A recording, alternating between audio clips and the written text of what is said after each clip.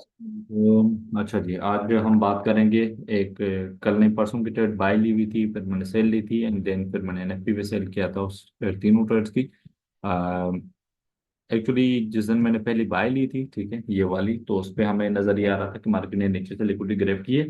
Chances ये हैं कि एसआई को और एसआई को टारगेट करे। अगर हम बुक मैप की बात करते हैं, तो बुक मैप के अंदर अगर आप देखेंगे तो यहाँ पर हमें क्लियरली नजर आ रहा था कि अबाउट द स्विंग जो वो टीपीस पड़े हुए हैं, तो मार्केट वहां तक जा सकती है, ठीक है। देन सेकंड डे जो मैंने सेल ली थी लंदन के टाइम, वो आप लोगों ने देखी होगी, मेरी स्टोरी पे थी। हमारे पास एक ये लिक्विडिटी पड़ी हुई थी और एक उधर पड़ी हुई थी, ठीक है। तो मुझे यही था अंदाजा कि यहाँ कहीं से उसने ड्रॉप देना है और एटलीस्ट ये यहाँ तक ड्रॉप दे सकता है, ठीक है। ये मेरा एनएफपी की प्रोडक्शन थी जो कल कंप्लीट हुई। अब बुकमैप के हिसाब से अगर हम लोग देखते हैं तो अच्छा, मैं एग्जीक्यूशन दिखा देता हूँ। बाय वाली साइड की ये थी, ठीक है। फिर अगर हम लोग एनएफपी की देखते हैं तो ये वाली है, ठीक है, वो बाद में डिस्कस करते हैं। ये वाली वो ट्रेड थी जिसकी मैं बात कर रहा हूँ, ठीक है। अगर हम इसकी बुकमैप देखते हैं तो आपको यही नजर आएगा कि देखो, पहले मार्केट ने ऊपर साइड लिक्विडिटी ग्रैब की है, ठीक है। हमें दिख रहा है कि ऊपर साइड लिक्विडिटी ग्रैब की है, टीपी सेट की है, एंड देन मार्केट ने लार्ज प्लेयर्स जो है सारी पोजीशन से डाउन साइड शिफ्ट की है। अब आप कोई भी ट्रेडर हैं, आप वीएसए के ट्रेडर हैं, तो जाहिर है आप यही देख रहे होते हैं कि हाई वॉल्यूम आए उसके बाद आप लो वॉल्यूम को देखते हैं और ट्रेड करते हैं, ठीक है। तो आपके लिए ट्रेडिंग आसान हो जाती है। आप लिक्विडिटी ट्रेडर हैं, आपको यही नहीं पता कि यार लिक्विडिटी किधर है, तो आप कहाँ पे ट्रेड करेंगे, एसएमसी ट्रेडर वॉट एवर जो भी है। तो बुकमैप आपकी हेल्प करता है। रीजन उसके पीछे ये है क्योंकि ये आपको रियल टाइम डेटा देता है, ठीक है। ये वो नहीं होता, लेगिंग चीजें नहीं है कि कल को क्या हो गया था, फिर कल की पोजीशन ये थी, फिर वो नहीं, वो आपको एंट्री कभी नहीं देंगे। वो आपको ये बताएंगे कि आज बुलिश जा सकते हैं, लेकिन कहाँ से कहाँ जा सकते हैं, क्या हो सकता है, नो बडी नोज।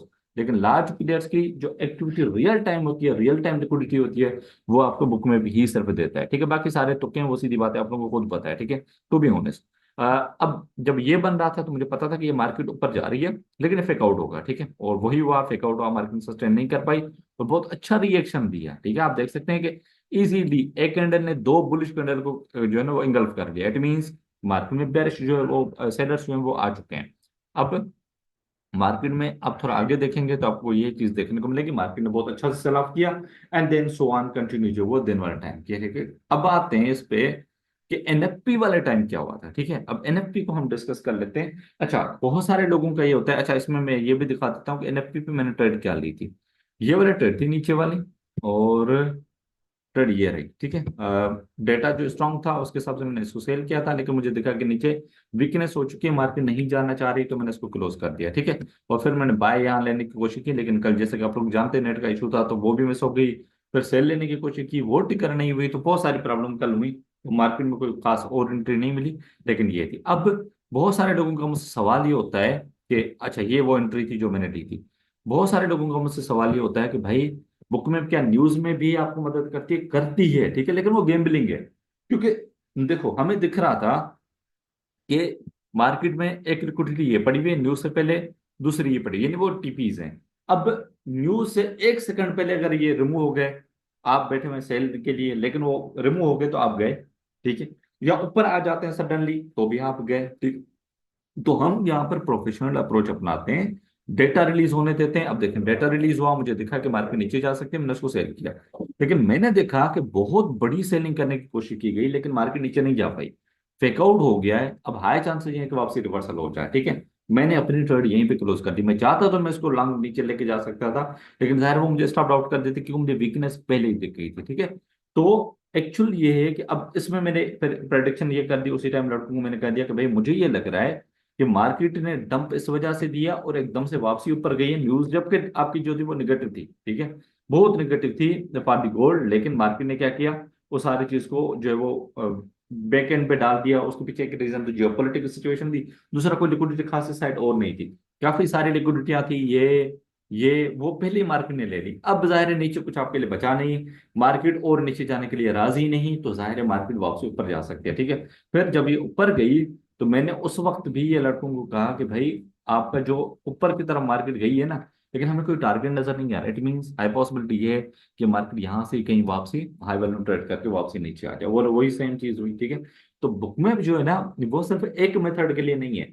प्राइस एक्शन का ट्रेडर है आप ब्रेकआउट ट्रेड करते हैं, आपको ये पता होना चाहिए कि यार आगे मार्केट जाना चाहती है या नहीं चाहती। अगर आप लिक्विडिटी रिवर्सल ट्रेडर है, वाट एवर जो भी है, ठीक है। लेकिन अगर आपको यही नहीं पता यार मार्केट और नीचे कितना जा सकती है, आप चाह रहे हैं कि यार मार्केट और नीचे जाए, और मार्केट वो जाती ही नहीं है, ठीक है। आप चाह रहे हैं यहाँ से आप जो है वो रिवर्सल पकड़ें, लेकिन मार्केट में रिवर्सल के चांसेस ही नहीं है। जैसे कि मैंने आप लोगों को यहाँ पे भी दिखाया ना कि हमें दिख रहा होता है, ठीक है, कि भाई ये रिवर्सल हो सकता है। अब देखो, ये मैंने आप लोगों को चीज दिखाई ना कि हमें पहले रिवर्सल की प्रोबेबिलिटी बनी, फिर आपका रिवर्सल बना, उसको मैंने सेल किया, और देन जाकर उसके टारगेट उसने दिन वाले टाइम हिट कर दिया, ठीक है।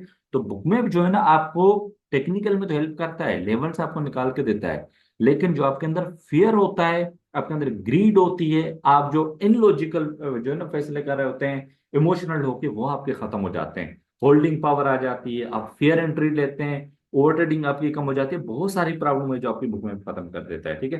तो एक प्रोफेशनल टूल है, सबसे ज्यादा एडवांस टूल है इस वक्त, ठीक है।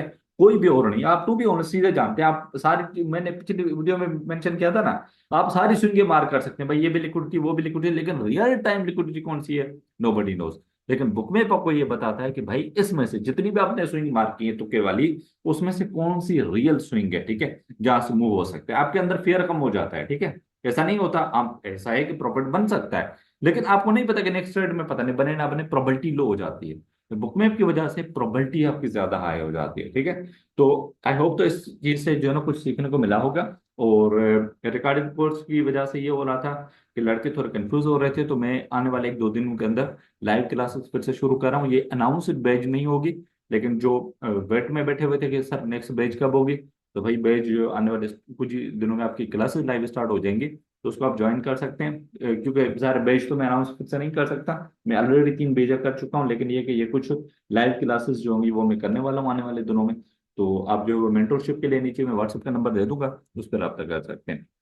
Until the next video, Allah Hafiz.